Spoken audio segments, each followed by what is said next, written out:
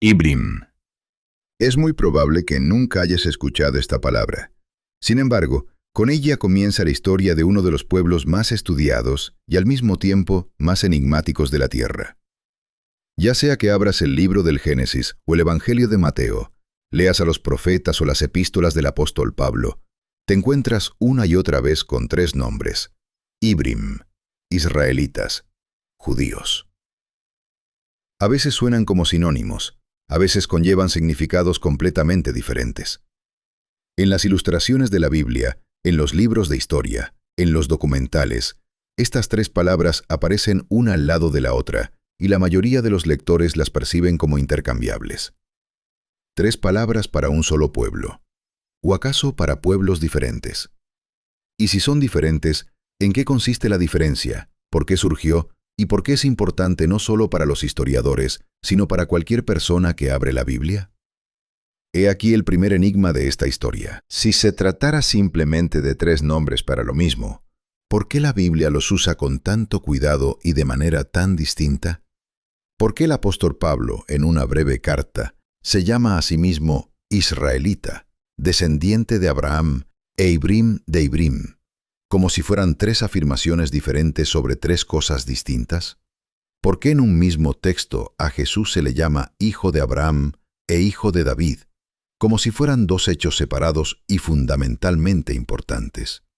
¿Y por qué en la cruz sobre su cabeza estaba escrito Rey de los judíos y no Rey de los israelitas, aunque él procedía de la tribu de Judá, que es parte del pueblo de Israel? ¿Son casualidades? ¿O detrás de cada palabra hay un significado preciso que los autores de los textos bíblicos plasmaron intencionalmente? Y he aquí el segundo enigma, aún más inesperado.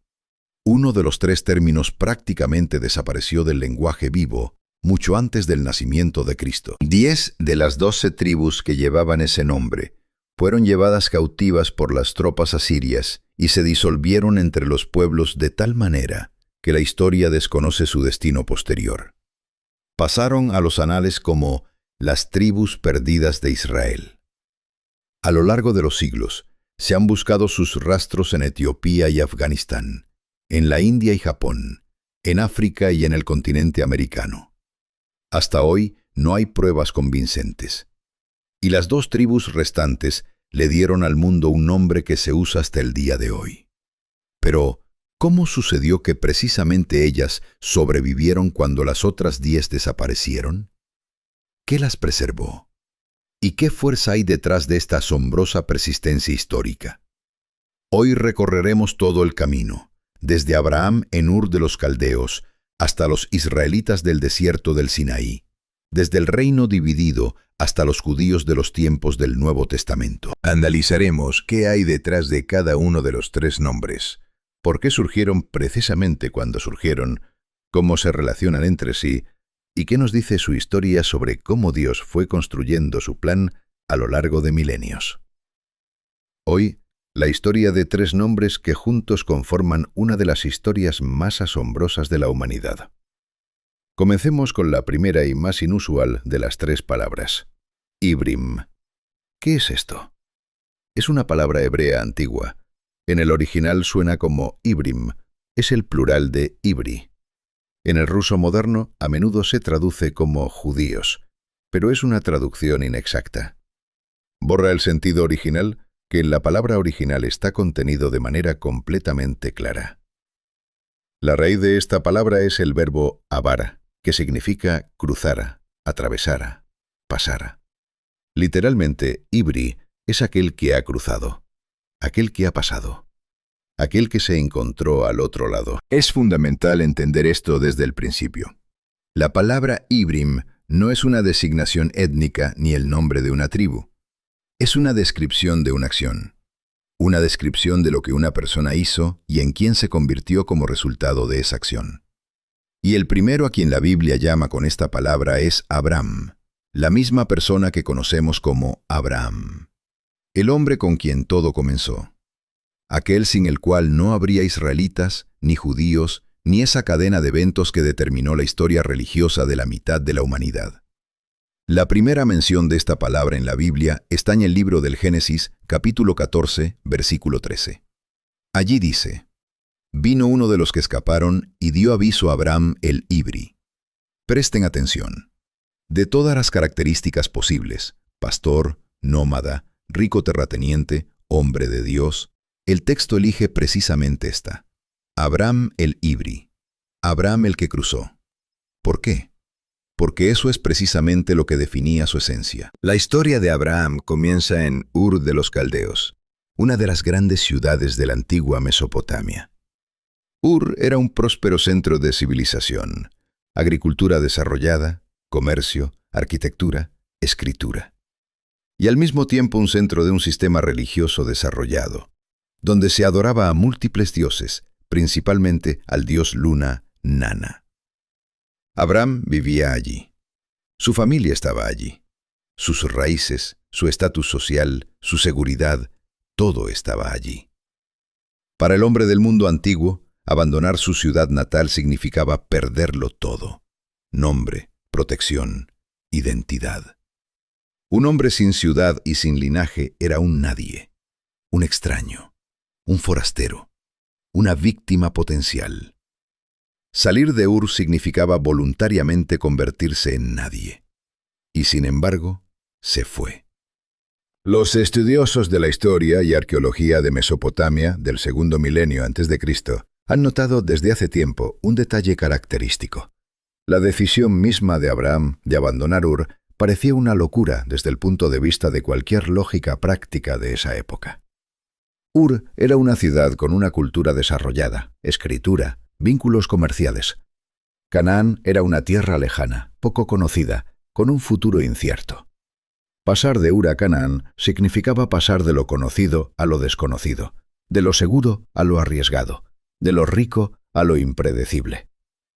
Precisamente por eso esta decisión describe tan acertadamente la esencia de la fe, y precisamente por eso surgió una palabra especial para designarla.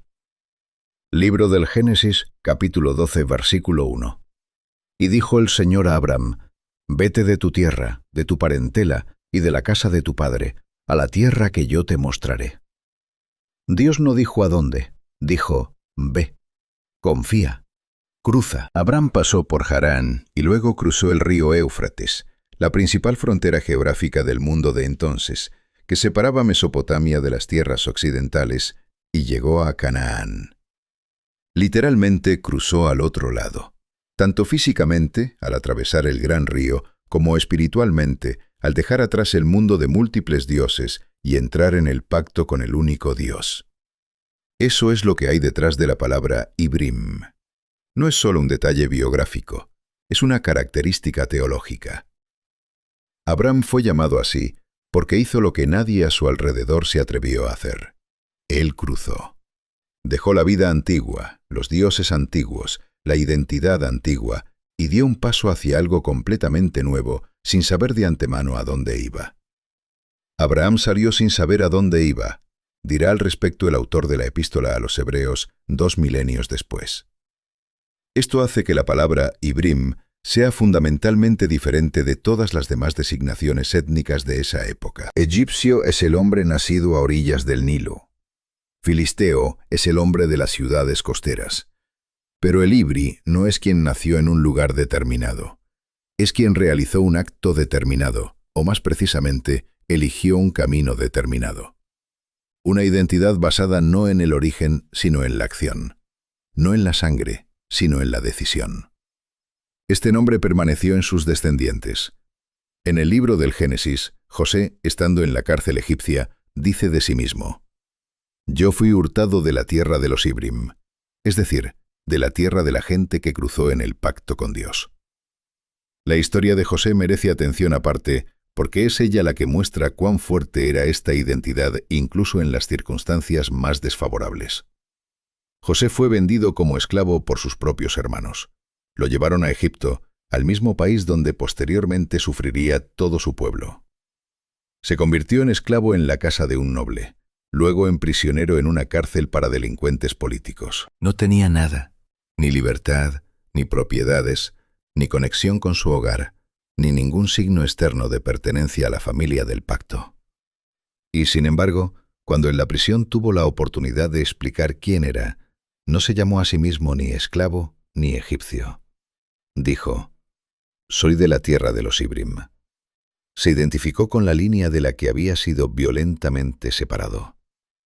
Es un pequeño detalle, pero ilumina algo importante. La identidad de los Ibrim no estaba ligada a un lugar, a un estatus, a condiciones externas. No se podía arrebatar junto con la libertad. Vivía en el interior, como el recuerdo del cruce, como la conciencia de pertenecer a una línea especial, como la conexión con aquellos que estaban al otro lado de todos los ríos posibles. En el libro del Éxodo, las parteras egipcias a las que el faraón ordenó matar a los recién nacidos varones hebreos son llamadas parteras de los Ibrim. El propio faraón, al dar esa monstruosa orden, se dirige a ellas precisamente así. Los egipcios veían claramente la diferencia. Esta gente es diferente. Adoran a un solo Dios. No son como nosotros, son Ibrim.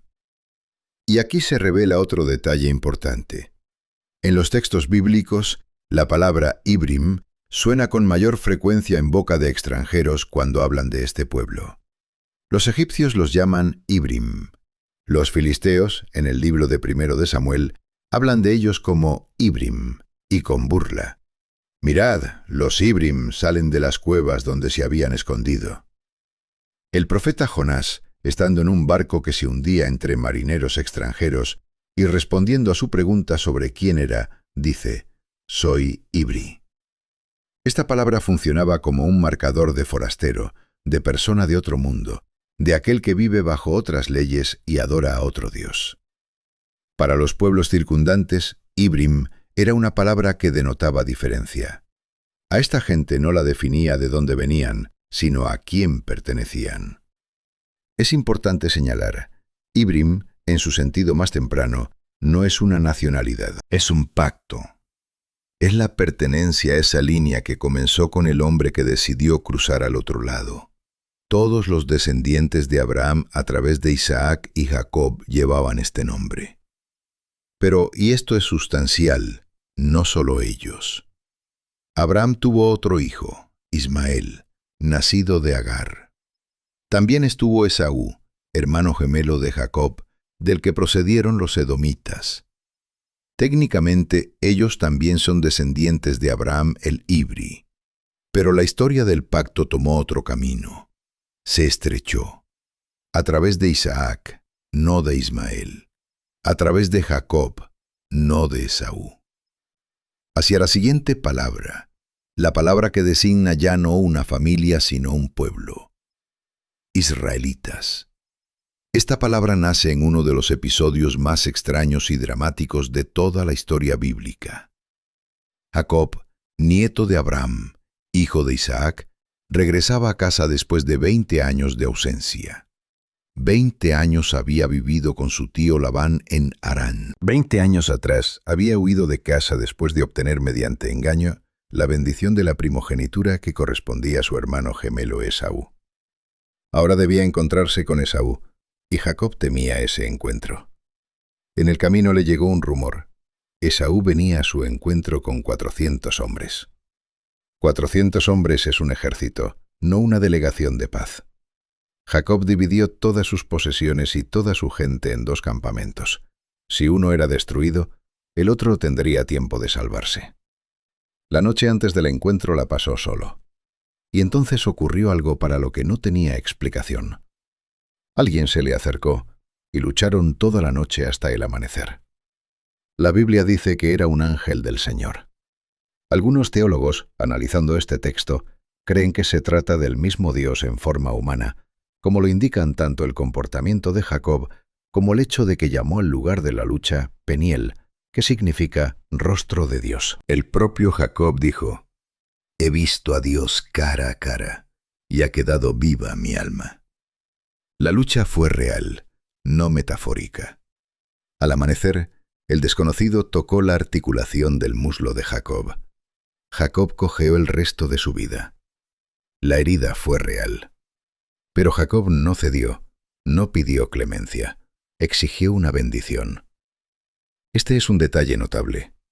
El hombre que resultó herido en una lucha nocturna con un ser de fuerza sobrenatural no huye ni pide clemencia. Se mantiene firme y exige una bendición.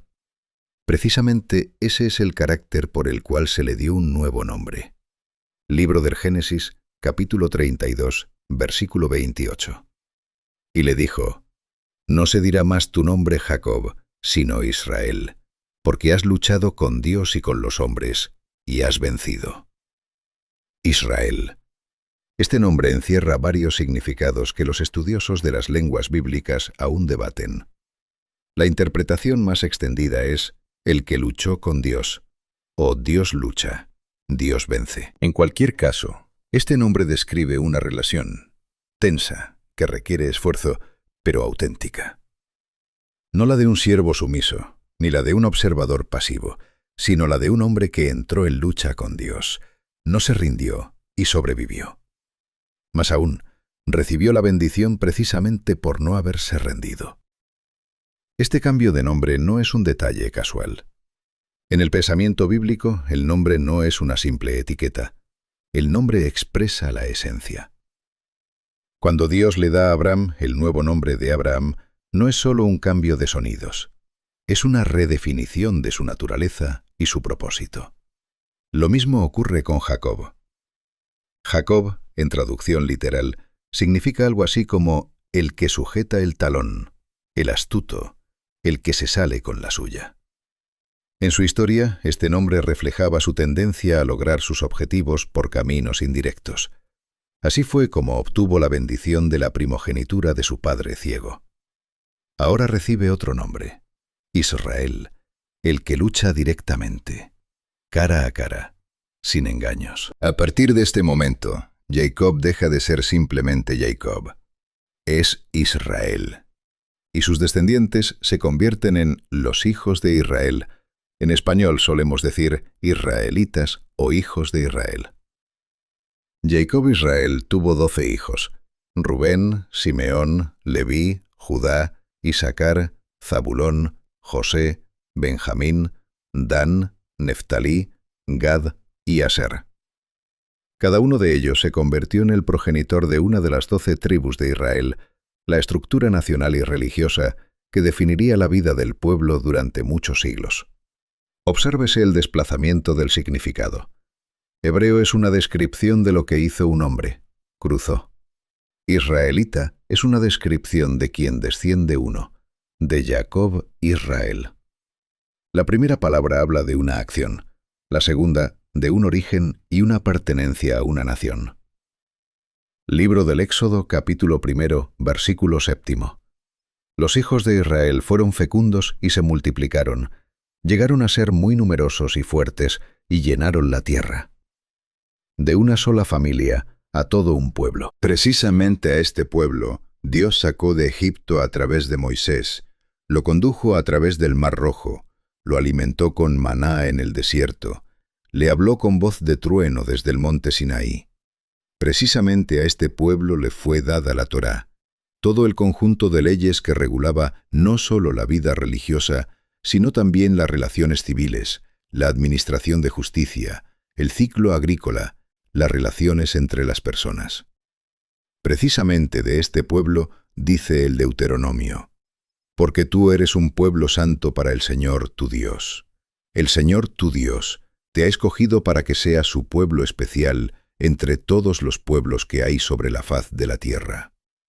Israelita es un miembro de la nación del pacto, no solo un descendiente de Abraham, sino un descendiente de Jacob, que ha pasado por una historia común, ha aceptado una ley común, pertenece a una de las 12 líneas de un solo pueblo. Este concepto es más concreto que hebreo. Excluye las líneas de Ismael y Esaú, pero también es más amplio que la palabra que aparecerá más tarde, porque incluye a las 12 tribus, las del norte y las del sur. La historia de Israel como un solo estado alcanzó su cúspide bajo el rey Salomón, aproximadamente en el siglo X a.C. Fue una época que posteriormente se recordaría como una edad de oro. Jerusalén, la capital. el magnífico templo en el monte Moria, cuya construcción llevó 7 años, y que fue erigido con madera de cedro, piedra del Líbano y cubierto de oro. Las 12 tribus en un solo país. Rutas comerciales que conectaban Israel con Egipto, Arabia y Fenicia. La fama de Salomón era tal que, según la tradición, la reina de Saba viajó desde un país lejano para comprobar personalmente si lo que se contaba de él era cierto, y se convenció de que incluso se contaba menos de lo que había. Pero la unidad no requiere solo brillo exterior, requiere fidelidad interior. Y precisamente esto es lo que cada vez faltaba más. Salomón, el constructor del templo, bajo la influencia de sus numerosas esposas y alianzas políticas, comenzó a tolerar e incluso a apoyar la adoración a dioses ajenos. Los profetas advirtieron, pero rara vez se escucha a los profetas en tiempos de prosperidad. Se les escucha después, cuando ya es tarde. Tras la muerte de Salomón ocurrió lo que los profetas habían advertido y que parecía imposible. El Reino Unido se desintegró. Se partió en dos, no tras una guerra, no tras una conquista, sino como resultado de un conflicto interno. Roboam, hijo de Salomón, eligió una línea dura en respuesta a las peticiones del pueblo de aliviar la carga fiscal.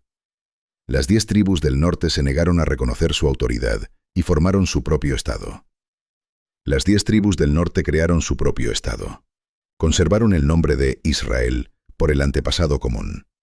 Su capital finalmente fue Samaria. Las 2 tribus del sur, Judá y Benjamín, a las que se unieron muchos levitas, formaron el reino de Judá con capital en Jerusalén.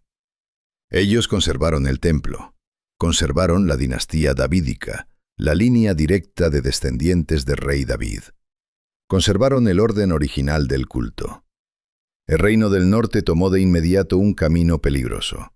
Su primer rey, Jeroboam, erigió 2 becerros de oro en Betel y en Dan, y dijo al pueblo: «Aquí están tus dioses, Israel, que te sacaron de la tierra de Egipto». Palabras que repetían casi literalmente lo que el pueblo había gritado alrededor de otro becerro de oro en el desierto. Otra regresión a lo familiar, otra retirada hacia lo que había sido rechazado. Los siguientes reyes del reino del norte se apartaron uno tras otro de la ley. Los profetas Elías, Oseas y Amós advirtieron. No fueron escuchados. Israel se convirtió en un país donde se adoraba oficialmente a dioses ajenos, donde se perseguía a los profetas y se mataba a los justos. El segundo libro de los Reyes relata: El Señor advirtió a Israel y a Judá, por medio de todos sus profetas y de todos sus videntes, diciendo: Apártense de sus malos caminos. Pero ellos no escucharon. El libro de Oseas, escrito precisamente sobre el reino del norte, está lleno de imágenes de un pacto violado. Dios habla de Israel como de una esposa infiel que se fue tras otros dioses, olvidando a quien la amó. En el año 722 a.C., el imperio asirio, una de las máquinas militares más despiadadas del mundo antiguo, capturó Samaria. Los asirios aplicaban una estrategia particular para gobernar a los pueblos sometidos: la deportación masiva. Parte de los habitantes del reino del norte fueron llevados a provincias asirias, a Jalaj, Gozán y las ciudades de los medos. En su lugar, fueron trasladadas personas de otras tierras conquistadas, de Babilonia, Cuta, Ava, Hamat y Sefarbaim. Era una política deliberada de destrucción de la identidad nacional, y funcionó. Las 10 tribus del norte de Israel se mezclaron con otros pueblos, adoptaron sus creencias y gradualmente se disolvieron en ellos. Su destino posterior sigue siendo uno de los enigmas más intrigantes de la historia antigua. A lo largo de los siglos, distintas comunidades en todo el mundo han afirmado descender de las tribus perdidas. Algunos investigadores buscan sus rastros entre los judíos etíopes, la comunidad Beta Israel. Otros señalan a ciertas tribus en Afganistán y Pakistán, en India, en Japón. Algunas versiones se basan en paralelismos lingüísticos, otras en prácticas religiosas, otras en estudios genéticos. No hay respuestas definitivas convincentes. Es uno de esos misterios históricos que quizás permanezca abierto para siempre. Pero en esta catástrofe sobrevivió algo importante: el reino del sur, Judá. Es aquí donde nace la tercera palabra de nuestra investigación: judíos, o para ser más precisos, en ese momento histórico, judíos. La palabra judío, que nos es familiar hoy, llegó a través del latín y el griego precisamente de la palabra judío, es decir, una persona de la tribu de Judá o un habitante del reino de Judá. En griego, Iudaios, en latín, Judaeus, en inglés, Jew, en alemán, Jud, en francés, Juif, en polaco, Żyd. En todas las principales lenguas europeas, esta palabra suena como una transliteración directa del antiguo nombre Judá. En español, con el tiempo, se formaron dos palabras con matices diferentes. Judío se aplica más a la pertenencia religiosa y hebreo a la étnica. Pero históricamente, ambas crecieron de una misma raíz: el nombre de Judá, el cuarto hijo de Jacob. ¿Quién es Judá? El cuarto hijo de Jacob, uno de los 12 hermanos. No el primogénito, no el favorito. Sus hermanos mayores, Rubén, Simeón y Leví, parecían tener derechos más sólidos a un papel especial. José, el favorito de su padre, estaba dotado de dones especiales y sueños proféticos. Y sin embargo, fue sobre Judá sobre quien el moribundo Jacob pronunció una profecía que ha atravesado los siglos como una de las predicciones mesiánicas más conocidas del Antiguo Testamento. Libro del Génesis, capítulo 49, versículo 10. No se apartará el cetro de Judá, ni el bastón de mando de entre sus pies, hasta que venga aquel a quien le pertenece, y a él obedecerán los pueblos. Es interesante rastrear cómo aparece el propio Judá en la narrativa bíblica. Al principio, no da la impresión de ser un héroe. Fue él quien propuso a sus hermanos vender a José como esclavo, en lugar de matarlo, lo que era, por supuesto, más práctico, pero de ninguna manera más noble. Sin embargo, al final de la historia, cuando los hermanos están nuevamente en Egipto y José amenaza con retener a su hermano menor, Benjamín, como rehén, es Judá quien da un paso al frente y dice: «Toma a mí en su lugar, yo seré tu esclavo, solo deja ir a mi hermano». Este es un momento crucial, y es precisamente este, según varios teólogos, el punto en el que Judá se hace digno de su herencia profética. El cetro pertenece a quien está dispuesto a sacrificarse por otro. El cetro del poder está en Judá. Los reyes de Israel son de la tribu de Judá. David es de Belén, de la tribu de Judá. Salomón, hijo de David, es de la tribu de Judá. Y según el testimonio del Nuevo Testamento, Jesús de Nazaret también es de la tribu de Judá a través de David. Precisamente esta línea se convirtió en la columna vertebral de toda la historia posterior. Tras la caída del reino del norte y el cautiverio de las 10 tribus, el reino de Judá sobrevivió más de 100 años. Pero su hora también llegó. En el siglo VI a.C., el ejército babilonio al mando de Nabucodonosor se acercó a Jerusalén. Primera campaña, segunda campaña, tercera campaña. Cada vez las condiciones se volvían más duras. En el año 586 a.C., Jerusalén cayó. El templo de Salomón, que había permanecido en pie durante 4 siglos, fue destruido hasta los cimientos. Jerusalén fue incendiada. El pueblo fue llevado al cautiverio babilónico, a Mesopotamia, de donde 1500 años antes había partido Abraham el hebreo tras escuchar el llamado de Dios. Este evento lo cambió todo. Perder el país es una tragedia. Perder el templo es una catástrofe de otro orden. El templo no era solo un edificio hermoso. Era el lugar donde, según la convicción de los israelitas, habitaba la presencia de Dios, donde se realizaban los sacrificios sin los cuales parecía imposible mantener la relación con Dios, donde se guardaba el arca de la alianza, donde una vez al año el sumo sacerdote entraba en el lugar santísimo. Y ahora ya no estaba. ¿Qué hacer con la fe sin el templo? ¿Cómo orar sin sacrificios? ¿Cómo seguir siendo el pueblo de Dios en un país extranjero, entre dioses ajenos? Fue precisamente en el cautiverio babilónico donde nació lo que podríamos llamar el judaísmo clásico en sus rasgos principales.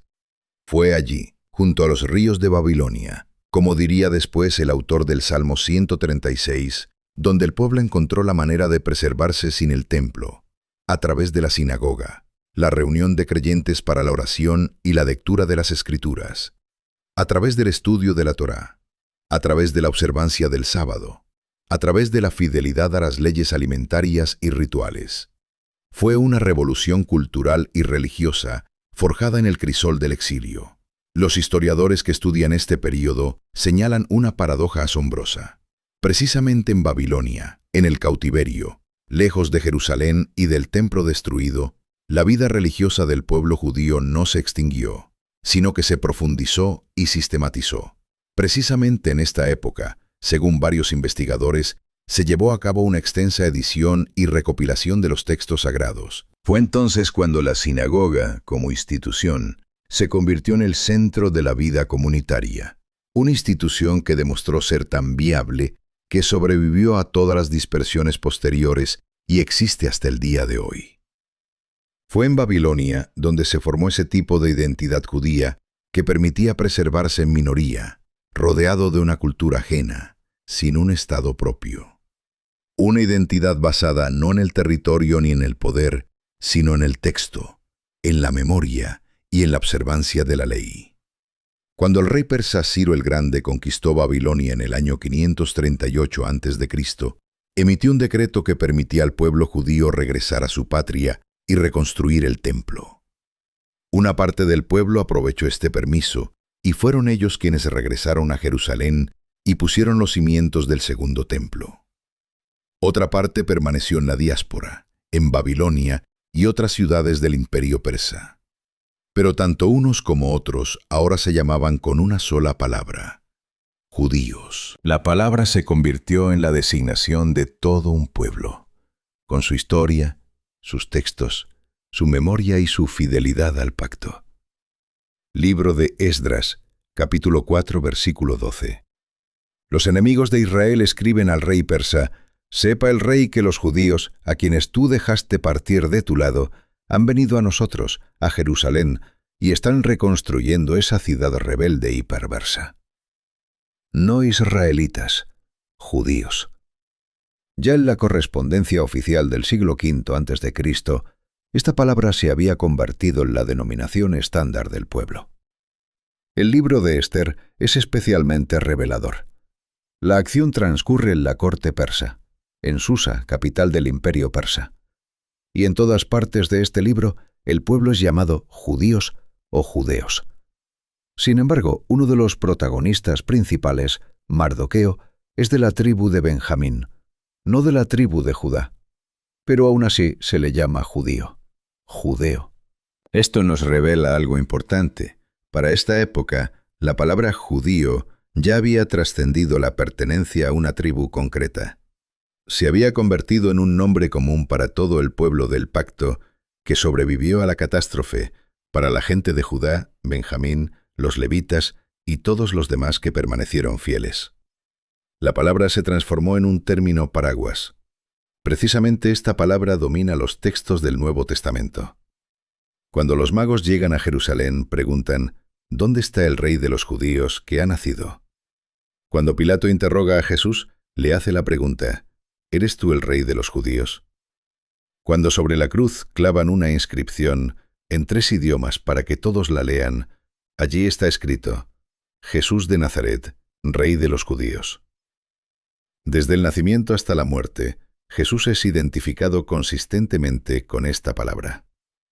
Ahora, habiendo analizado cada una de las 3 palabras por separado, podemos observarlas juntas y ver cómo se relacionan. Este es un buen momento para detenerse y recordar el enigma principal de nuestra investigación. ¿Por qué 3 palabras si describen a un solo pueblo? La respuesta ahora debería aclararse. Porque no describen a un solo pueblo en diferentes épocas, sino a 3 niveles diferentes de identidad que existieron simultáneamente, como 3 círculos concéntricos. 3 palabras, 3 círculos concéntricos. Hebreos, el más amplio. Israelitas, más reducido. Judíos, el más estrecho. Hebreos, son todos los descendientes de Abraham a través del pacto. Aquí se incluyen los descendientes de Abraham a través de Isaac y Jacob, pero también, formalmente, los descendientes de Ismael y los descendientes de Esaú. Abraham fue su antepasado común. Por lo tanto, no todo hebreo es israelita. La línea del pacto se estrechó. A través de Isaac, no de Ismael.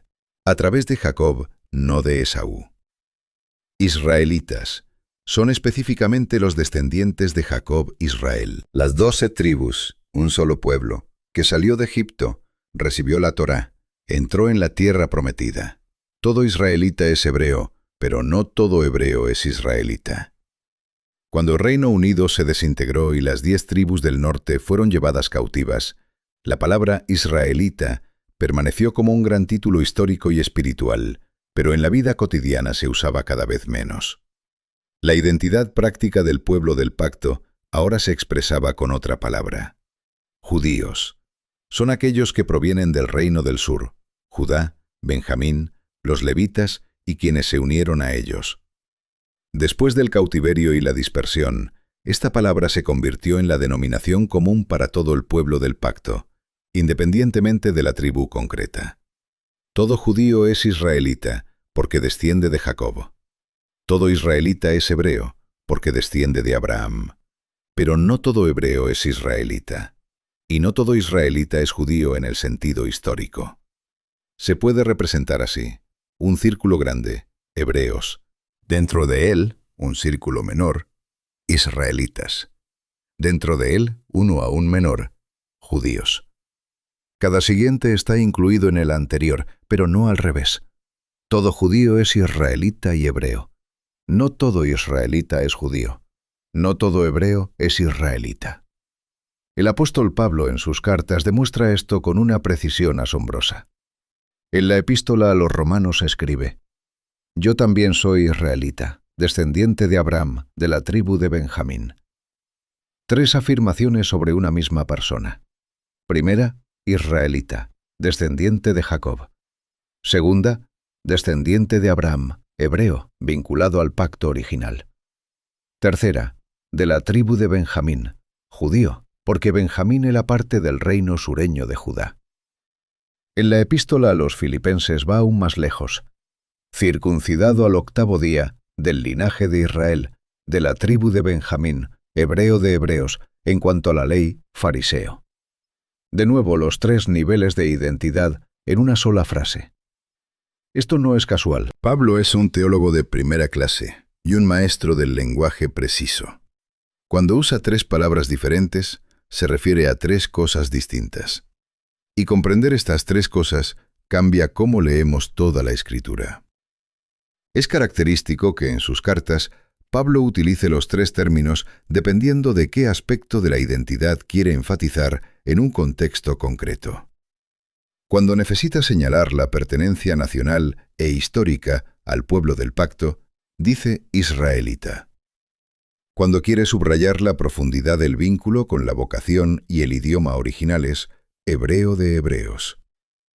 Cuando señala la herencia religiosa, fariseo. Las 3 palabras no son sinónimos. Cada una ilumina un ángulo diferente de una misma figura. Pero esto es lo que se revela al observar más de cerca esta historia. Detrás del cambio de términos no hay solo una evolución lingüística. Detrás hay una lógica teológica. Cada una de las 3 palabras aparece en un momento de un giro clave en la relación entre Dios y su pueblo. Y cada giro no es simplemente una nueva página, es un nuevo nivel de compromiso por parte de Dios. Hebreos aparece con Abraham, en el momento del primer llamado, del primer cruce de frontera, del primer paso de fe hacia lo desconocido. Esta palabra trata del comienzo, de la disposición a ir hacia donde Dios llama, sin conocer de antemano la ruta. Abraham no sabía dónde iba, solo sabía quién lo llamaba. Eso resultó ser suficiente. Y en esa suficiencia hay algo que caracteriza el núcleo mismo de lo que Dios busca en el hombre. No una imagen completa, ni garantías, ni un plan previamente trazado, sino confianza para dar un paso hacia lo desconocido. Israelitas aparece con Jacob, en el momento de la lucha y el cambio de nombre. Esta palabra trata de la nación, del pueblo, de la identidad colectiva.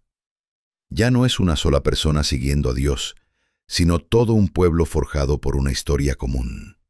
Egipto, el desierto, Sinaí, la conquista. Pero en la base está la misma lucha, la misma disposición a no retroceder, la misma exigencia de bendición incluso en el momento más difícil.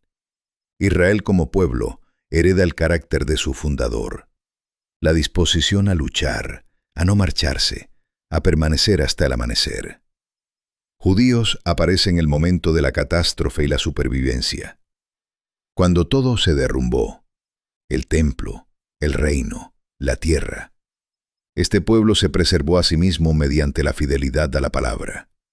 El nombre judíos lleva consigo la experiencia de la dispersión y el retorno, de la pérdida y la resistencia.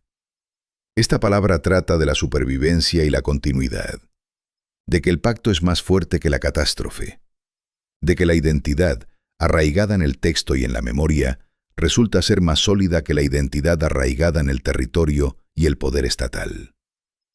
Detengámonos un momento y pensemos en lo que esta historia nos dice acerca de Dios. 3000 años de historia. Desde Abraham en Ur de los Caldeos hasta los judíos del Nuevo Testamento. Y a lo largo de todo este tiempo, el mismo Dios mantiene sus promesas. A través de guerras, cautiverios, desintegraciones de reinos, desapariciones de pueblos enteros, el hilo del pacto no se rompe, se estrecha, serpentea a través de giros inesperados, atraviesa lo que parece una destrucción total, y continúa. Este hecho es uno de los testimonios histórico-teológicos más poderosos de toda la historia mundial. A veces el hilo pasaba por una sola persona. Toda la historia pudo haberse roto en Abraham, que durante muchos años no tuvo hijos. Pudo haberse roto en Isaac, a quien su padre levantó sobre el altar con un cuchillo en la mano.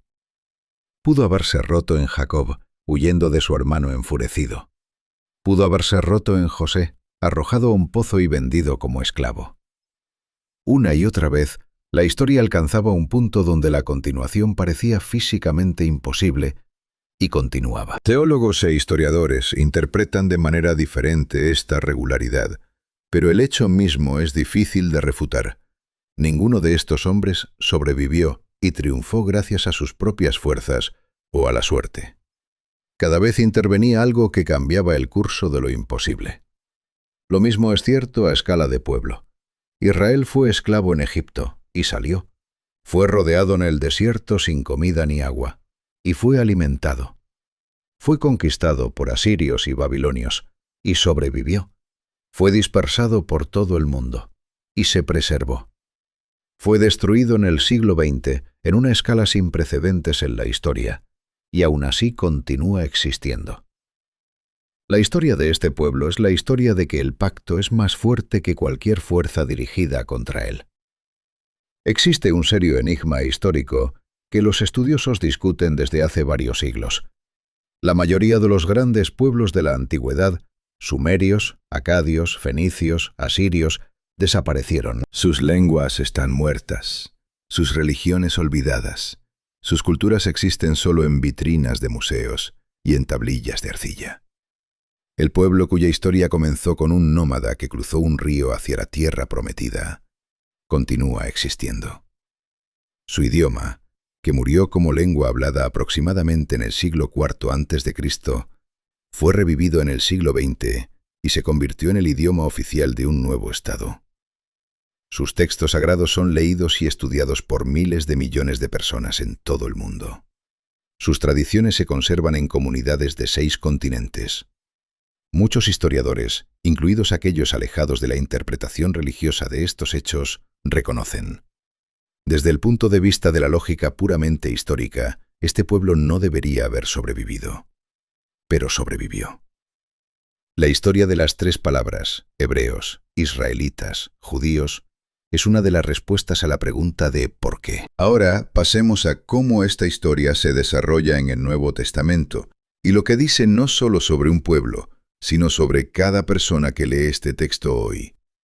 Porque es aquí donde la historia de las tres palabras deja de ser solo historia, y se convierte en una pregunta dirigida a cada uno personalmente.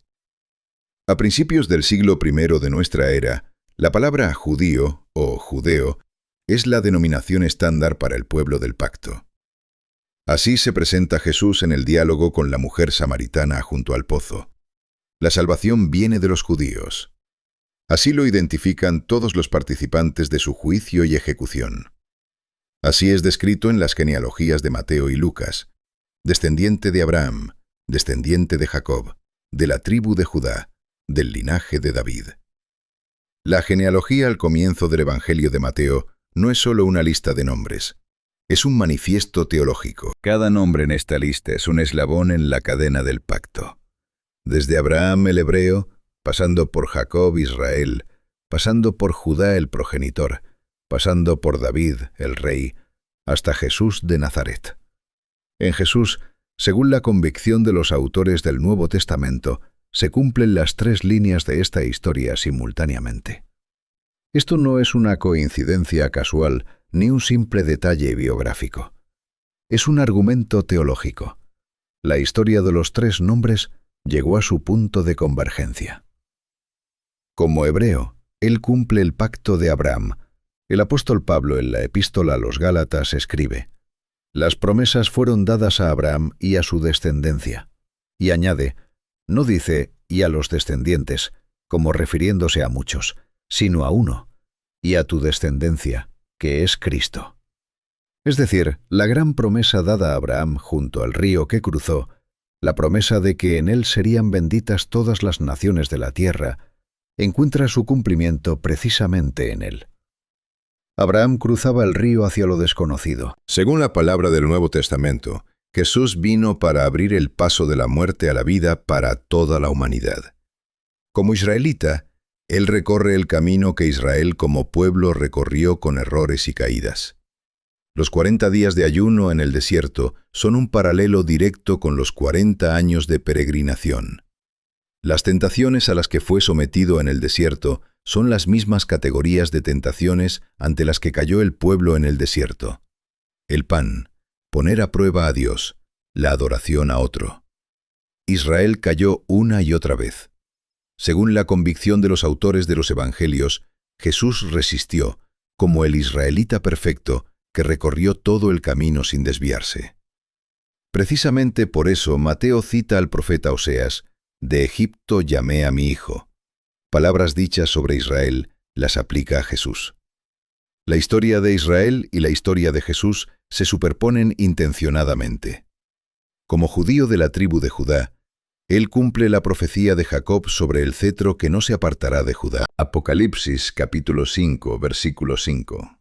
El león de la tribu de Judá, la raíz de David, ha vencido. Precisamente esta frase, el león de Judá, se convirtió en uno de los principales títulos mesiánicos. Y la inscripción en la cruz, hecha por orden de Pilato en 3 idiomas, Jesús Nazareno, Rey de los Judíos, se convirtió, según los evangelistas, en una confesión involuntaria de la verdad, pronunciada por quienes no comprendieron el significado de lo que escribían. Es aquí donde la historia de 3 palabras llega a un punto que ya no es importante solo como historia.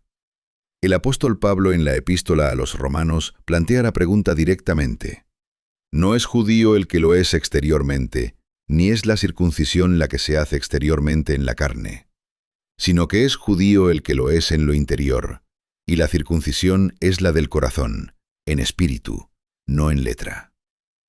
Esta es una reinterpretación radical. Ser parte del pueblo de Dios, dice Pablo, nunca se definió solo por el origen. Siempre fue una cuestión del corazón, una cuestión de fe, una cuestión de relación con Dios. Pablo no inventa aquí una idea nueva. Señala algo que fue establecido desde el principio, desde el momento en que Abraham dejó Ur. Abraham fue llamado hebreo no porque nació en la familia correcta. Fue llamado así porque hizo algo, cruzó, salió, confió. Precisamente su confianza, su fe, y no la sangre ni el ritual, lo hicieron ser quien llegó a ser. El libro de Génesis dice, «Creyó Abraham a Dios y le fue contado por justicia». Es notable que esto sucedió antes de la circuncisión.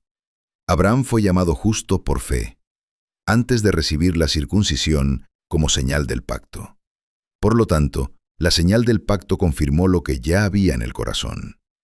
Pablo cita este versículo una y otra vez y concluye, «Lo que hizo justo Abraham ante Dios está disponible para todos los que creen como él creyó, independientemente del origen, independientemente de la nacionalidad, independientemente de en qué ciudad, junto a qué río nació una persona». Epístola a los Romanos, capítulo 4. Abraham, padre de todos nosotros, como está escrito, «Te he puesto por padre de muchas naciones, delante de Dios, a quien creyó». Padre de muchas naciones, no de una.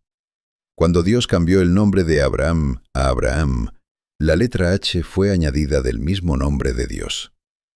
Abraham. Esta adición significó una expansión. Padre ya no de una nación, sino de muchas. Y esta promesa, según la convicción de los autores del Nuevo Testamento, encontró su cumplimiento precisamente cuando a través de Jesús de Nazaret, judío de la tribu de Judá, israelita de la casa de David, hebreo de los descendientes de Abraham, entraron en el pacto personas de todas las naciones de la tierra. Epístola a los Gálatas, capítulo 3. Ya no hay judío ni griego, no hay esclavo ni libre, no hay varón ni mujer, porque todos vosotros sois uno en Cristo Jesús. Y si vosotros sois de Cristo, ciertamente linaje de Abraham sois, y herederos según la promesa. Tres palabras que parecían estrechas, históricas, pertenecientes a un solo pueblo, resultan ser abiertas. Abraham es el padre de todos los creyentes, dice Pablo, no por sangre, sino por fe. Esto no menosprecia la historia de Israel, no la borra, al contrario, se convierte en el fundamento sin el cual no se puede entender lo que sucedió después. La historia de los hebreos nos dice, Dios actúa a través de la decisión de una persona de confiar y cruzar. La historia de los israelitas nos dice, Dios construye a partir de esto un pueblo a través del cual obra en la historia. La historia de los judíos nos dice, Dios preserva lo que comenzó a través de catástrofes, cautiverios y dispersiones. Y todo esto junto apunta al momento en que la invitación se abrió para todos, no porque la historia anterior fuera un error, sino porque fue una preparación. Epístola a los Efesios, capítulo 2. Así que ya no sois extranjeros ni advenedizos, sino conciudadanos de los santos y miembros de la familia de Dios. Palabras dirigidas a personas no de origen judío, personas que estaban fuera de los tres círculos, hebreos, israelitas, judíos, y ahora invitadas a entrar, no porque sean por sangre descendientes de Abraham, sino porque ellos, como Abraham, creyeron y cruzaron. Por eso distinguir estas tres palabras es importante no como un ejercicio académico, sino como una clave para entender la Biblia en su conjunto. Sin esta comprensión, lees el Antiguo Testamento como un documento ajeno, la historia de un pueblo ajeno con un Dios ajeno y promesas ajenas. Con esta comprensión, como el comienzo de una larga historia en la que tú mismo resultas ser un personaje. Porque la misma fe que hizo de Abraham un hebreo, un hombre que cruzó la línea, invita a cruzar a cada uno que esté dispuesto a hacerlo. Resumamos nuestra investigación. 3 nombres, 3 épocas, 3 facetas de un mismo designio. Hebreos, el primero y más amplio de los 3 nombres. Aparece por primera vez aplicado a Abraham en el capítulo 14 del Génesis. Su raíz es la palabra abar, cruzar, pasar. Abraham fue llamado así porque cruzó el río, la frontera cultural, la frontera entre el mundo de muchos dioses y el mundo del Dios único.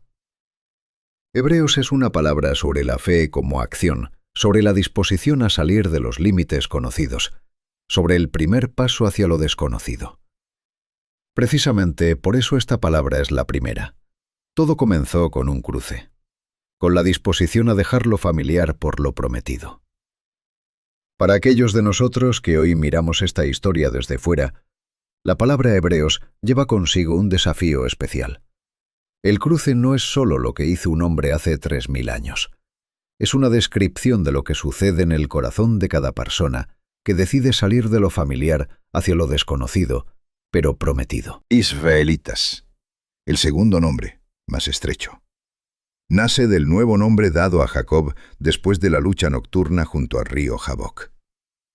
Israel, el que lucha con Dios. Israelitas, los descendientes de este hombre, las 12 tribus, el pueblo del pacto, forjado por una historia común. Esta palabra habla de nación, de identidad colectiva, de un pueblo formado no solo por el origen, sino por una experiencia común. Egipto, el desierto, Sinaí, la conquista, el reino. En su base está la misma disposición a luchar, la misma rebeldía contra la desesperación, la misma exigencia de bendición incluso en el momento más difícil. Cuando el Reino Unido se desintegró, la palabra comenzó a perder uso práctico, pero permaneció como un gran título espiritual. Nos recuerda, Dios trata con pueblos, no solo con individuos. La historia se desarrolla en una dimensión colectiva, no solo personal. Judíos, el tercer nombre, históricamente el más tardío y en definitiva el más perdurable. Proviene del nombre de Judá, el cuarto hijo de Jacob, cuya tribu se convirtió en el corazón del reino del sur. Después de la conquista asiria de las 10 tribus del norte, solo este reino sobrevivió. Después del cautiverio babilónico, fue este el que se preservó a sí mismo a través de la sinagoga y las escrituras. La palabra judío se convirtió en el nombre común para todo el pueblo del pacto y ha llegado hasta nuestros días. Esta palabra habla de supervivencia, de resistencia, de fidelidad en la dispersión, de que se puede perder la tierra y el templo y aún así seguir siendo uno mismo, de que la identidad, arraigada en el texto y en la memoria, resulta ser más fuerte que la identidad arraigada en el territorio y en el poder estatal. 3 nombres, y detrás de cada uno no hay solo un detalle lingüístico, sino una profundidad teológica. Hebreos habla de cómo Dios comienza, con un hombre, una decisión, un cruce. Israelitas habla de cómo Dios construye, a través de un pueblo, una historia común, lucha y ley. Judíos habla de cómo Dios preserva, incluso cuando todo lo externo está destruido, el templo, la tierra, el reino. Lo que Él sembró no muere. Y si se mira toda esta historia junta, se ve un patrón sorprendente. Cada uno de los 3 nombres aparece en un momento en que la historia debería haber terminado. Y no termina. Hebreos aparece con un hombre sin patria, sin descendencia, sin futuro. Y precisamente este hombre se convierte en padre de muchas naciones. Israel aparece en un momento de desesperación, de noche ante un encuentro aterrador, solo, con la cadera dislocada. Y precisamente este momento se convierte en el punto de renombramiento y nuevo comienzo. Judíos, como término estable, aparece en el cautiverio, cuando todo está perdido. Y precisamente en el cautiverio se forma aquel modo de vida que sobrevivirá todos los siglos posteriores. 3 nombres, 3 testimonios de una misma cosa. Que Dios no abandona lo comenzado. Que el pacto es más fuerte que la catástrofe. Que la historia va hacia donde Él conduce, incluso cuando por todos los signos visibles va en la dirección opuesta. La historia de 3 palabras es la historia de un solo Dios que cumple su palabra. A través de milenios, a través de catástrofes, a través de lo imposible. Quien comenzó, termina. Quien prometió, cumple. Quien llamó a un hombre a cruzar el río hacia lo desconocido, no se detiene hasta que la historia alcanza su fin planeado. Apocalipsis, capítulo 5, versículo 5. El león de la tribu de Judá, la raíz de la vid, ha vencido. El león de Judá es el punto final de toda esta historia, y simultáneamente, su nuevo comienzo. Hebreos, israelitas, judíos. 3 nombres de un pueblo, 3 capítulos de una historia, y los 3 sobre lo mismo, sobre el Dios que llama, sobre las personas que cruzan y sobre el pacto que no se interrumpe. La historia que comenzó en las orillas del Éufrates continúa hasta ahora, y según la promesa, no terminará hasta que sea dicha la última palabra.